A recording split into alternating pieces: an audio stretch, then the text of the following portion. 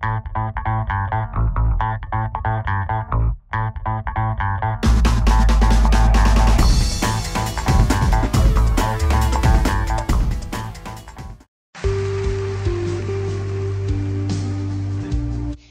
welcome back to ECPGencat.com. This is your president, Sarah I. Rosado. And your VP, Jose Mora Vasquez. And today we have some ECP news for 2013. Yes, 2013, a new year, fresh start, A lot of new stuff coming up, and you need to be informed. So the first thing is that we have a grotto coming up this Friday, a GenCat grotto, and it's going to be first grotto of 2013. Yes, first so grotto. It's an important grotto. Yes, it's going to be very interesting. A lot of interesting information is going to be given, but also we're going to have fun, a lot of good fun. So bring a friend and to enjoy yourself. Also, in the month of January, it's very special because why? Yes, we are starting our annual fast. This is a 2013 fast that we are doing. And it's actually starting this Sunday. January 6th. Yes, and it's ending January 27th on a Sunday as well. Yes, so it's 21 days. We ask all of you guys to join us. This is not just for adults. This is for the youth, the kids, whoever wants to join us. Fasting is for everyone, not just a certain particular people. And along with the fast, we'll be praying as well, because it's not just about fasting, but also praying, talking to God, getting intimate with Him. And to help you with that, the church will be having prayer, right? Yes, we have prayer the whole 21 days, okay? It's prayer from 7 to 8:30. Now, the youth group, we're actually going to pray from 7 to 7:30, and then we're going to go downstairs and have our own Bible study where we're going to have a chance to talk, to discuss certain issues that we may be having, or problems, or concerns, or questions. All oriented towards fasting and, the things that we face during fasting, and what are we determined to achieve from fasting, and, what the journey that God's taken us through. Definitely. So it'll definitely be very beneficial. Along with the fasting and the praying, we'll also be giving $1 a day every day during the fast. It is important to give the $1 a day. Why? We learned last year, for those of you who were joining us in this fast last year, we've learned about the threefold and what the threefold actually means. The first fold is fasting, which we'll be doing as a congregation. The second fold is praying, which we will be doing from 7 to 7:30. For those of you who say they're busy, you work, you have school, take the opportunity to come. From 7 to 7:30, pray, and you'll be taking care of that second fold. Now, the third fold is giving. Giving, that's why we're doing $1 a day. You can give the $21 beforehand. You can give it all at once at the end, just as long as you take care of the threefold, because the Bible says that if you take care of those threefold, the Lord will bless you 100-fold. And we shouldn't do it for this reason either way. We should just do it out of gratitude, because we're grateful on what God has given us. So we're not fasting for what God can give us now, but we're fasting out of gratitude because He already gave us. And a fun fact, if you remember last year, during the fast is when God gave us the GenCat revelation. Because we did the threefold, we fasted, we prayed, and we gave. Because of that, God revealed us the whole Generation Catalyst and what it meant and what a catalyst meant because of fasting. Look what, where how far we have come. The ECP youth group, we have come a long way. And I'm excited for this fast, because I want to see where is God going to take us in 2013. 2012 was great, but 2013 is going to be even better, because the best is yet to come. Also, we have a fasting grotto as well during the fast, a GenCat fasting grotto. It's going to be a little bit different. It's going to be oriented towards fasting, but it's still going to be fun. It's still going to be enjoyable. You still should bring a friend, and we're going to have a great time during that grotto. And don't worry, we're not going to consume a lot of energy, because we understand that we need to conserve our energy. So don't worry about being tired, or I don't want to run or do. We're not going to do any of those hardcore activities. Yes. Those that are overwhelmed still by fasting, or concerned about fasting, or worried about how to fast, or certain topics that come up in fasting, we have 12 tips that may help during fasting. Yes, and to begin it off, the first tip is personalize your fast. As I stated before, what may be a sacrifice for me is not necessarily a sacrifice for you. If I normally don't drink soda, eliminating soda from my diet is not really a sacrifice, So maybe More is addicted to soda, and it would be a great sacrifice for him to, stay away from that. So again, personalize your fast. Whatever is a sacrifice to you, then that's what the Lord will receive. It's a relationship, not a religion. Yes. Tip number 2 is it's not all about food. We think so much about, oh, I'm eating this, I'm not supposed to eat that, oh, I just ate this, so how about that? And doing all that can mess up the purpose of the fast. Remember, the fast is to gain something, a spiritual goal, a spiritual purpose behind it, not just not eating, starving yourself. So stop worrying so much about what you're not and what you should and should not eat. Stop worrying about the specifics and just worry about getting intimate. Just as long as it's a sacrifice. Tip number 3? Tip number 3. Fasting is not an external show. Okay, this is not something that you're gonna go around boasting. Yeah. Yes, I'm holy because I'm fasting. No, and if you look up the verse in Matthew chapter 6, verse 16 through 18, it talks about washing your face, combing your hair when you're fasting, so that people don't know that you're fasting. Now, we're doing a congregational fast, so yes, we all know that we're all aware, fasting. yeah. But it's not something, it's not a competition, and you're not going to be exposing it to everyone. Only when you need to. You know, this is a perfect opportunity to evangelize, to speak about Christ to non-believers. So in that instance, yes, speak about your fast. Tip number 4. Temptation is everywhere. The devil, just like we did with Jesus in the wilderness, he's going to try to tempt you, try to make you fall, try to make you slip up, because he knows the power that you're unleashing when you're fasting.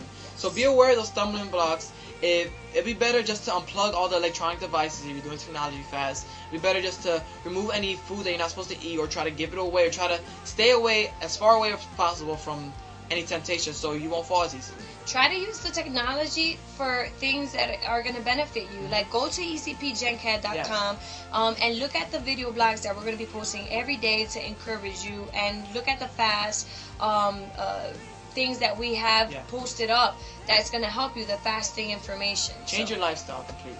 Yes. Next tip. Tip number 5, fasting, it's a lifestyle. Okay, it's not just a diet that I'm not going to eat, I want to lose weight, or for whatever other reason. No, it's a lifestyle. It's something that you're going to meditate throughout the day. If you're in school, if you're at work, wherever you may be at, meditate in the Lord. Have it be the first thing you do, you think about when you wake up, and the last thing you think about when you go to bed.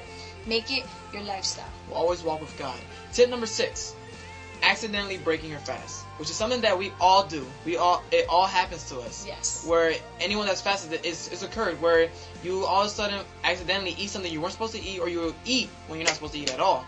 And many people like to give up or get discouraged, but we tell you, no, don't. Just simply ask God for forgiveness and continue your fast. Don't start it the next day. Don't keep eating. Don't try to slide by, oh, I just messed up, let me just finish it off. No.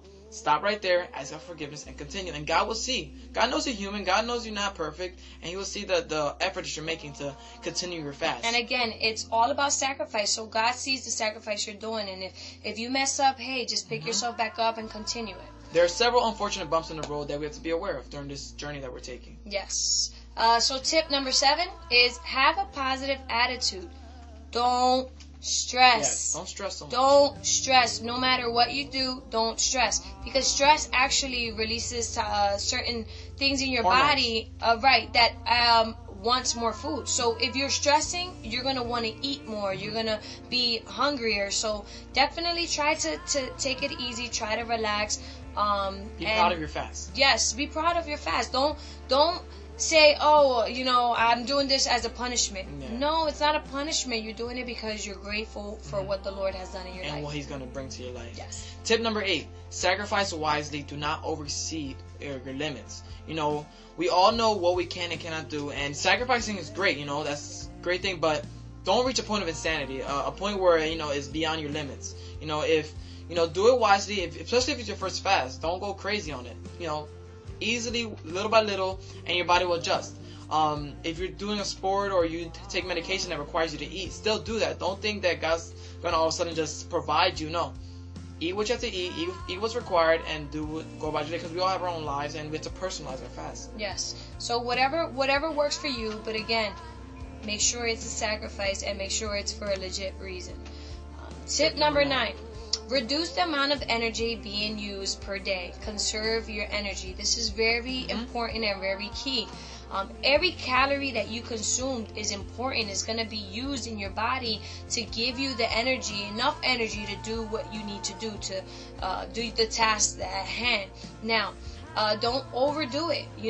If you're fasting, hey, and you're playing a sport, try to talk to your coach. Maybe during that time you don't play, or certain practices you don't have to expend so much energy, or adjust your fast so it can fit that sport or fit that task. But if it's unnecessary tasks or things you're not supposed to do, or you're playing sports just for fun, cut down on that, because it can still affect you. And definitely, there's things you can eat, and there's food that we don't want you to starve yourself. There's stuff that you can eat in your fast, and just we're gonna have things up in the website that you can go and look and see, that you can create a dinner. You can feel satisfied. It's not about feeling full, and that's a key important thing. It's not about feeling full, but it's just about satisfying, and being able to have enough calories to be able to burn. And obviously during the fast, there's going to be some foods that we're not supposed to eat, and our body's going to, be surprised and shocked, like, okay, I'm not ingesting this food anymore, and it may lead to the toxic headache. What I mean by that, when you start letting go of certain foods, your body starts detoxifying itself. And that's tip number 10. Yes, tip number 10. Detoxifying itself, releasing any toxins, and this might lead to a certain mild discomfort, which is headaches, irritability, or just simply hunger pains, because you're going to feel hungry. It's not going to go away. But little by little, those symptoms start to fade, and your body starts to adjust to the new lifestyle that you're taking. And what can you do when you get this headache? Hey, because I know a lot of medication, if you take a Tylenol or Advil, it requires you to eat. You can't eat it. You can't take it on an empty stomach.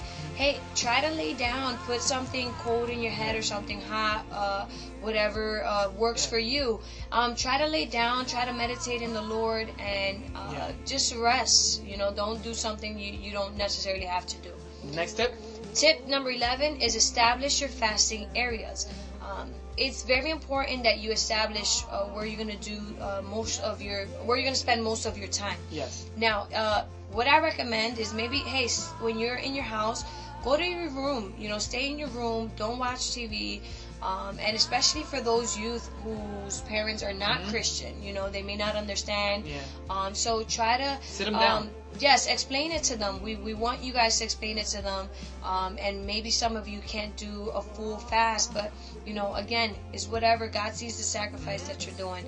Establish the fasting areas, whether it's school, work. Yeah, because any place that you're gonna go periodically, let them know that you're fasting, or they ask, let them know, because. You don't want to lie and say I'm not hungry every single day, because then that's not going to do any good. And in these areas where you're at every day, you know where the food is at. So why put yourself in that predicament? Don't go to the lunch areas, because you know it's going to be a great temptation. Yeah. Avoid temptation. Avoid it at all costs. The final tip that we have is, if it doesn't cost you, then it's not sacrifice. Don't doubt yourself. Have faith. And this is the biggest tip I want to give, because we try to take the easy route. We try to make it easy for us fast, but it's not supposed to be easy. It's supposed to be challenging. It's supposed to be a sacrifice. It's supposed to go beyond our limits just enough, so that God sees the sacrifice. You're supposed to suffer. Your flesh is supposed to suffer. So it's gonna be a battle. Again, if you are battling, then you should be proud. Now I can truly understand Paul when he says, consider it pure joy when you find yourselves in trials and tribulations. When you're fighting with your flesh, then that means it's a good thing. That means that you are doing a great sacrifice, and God sees that, and He's gonna receive it, and He's gonna bless you for it. So hopefully these tips help you, and it'll help you push during the fast. We're ready for the fast. I hope you're ready. Start getting ready. Start changing your lifestyle. Start adjusting, and keep following us on ECBGenCat.com, because we have a lot of stuff coming up. Yes, a lot of stuff coming up, and we also have prayer this Saturday. Yes. That's perfect opportunity to actually get ready for the fast. We're gonna have prayer from what time? 6 to 7 a.m. 6 a.m. to 7 a.m. Come, let's show a great youth presence there, so we could get ready. Now, after all this, after all of the fast, what is going on? Yes, what's we happening? have to celebrate. Celebration. There's always a party. So what is it?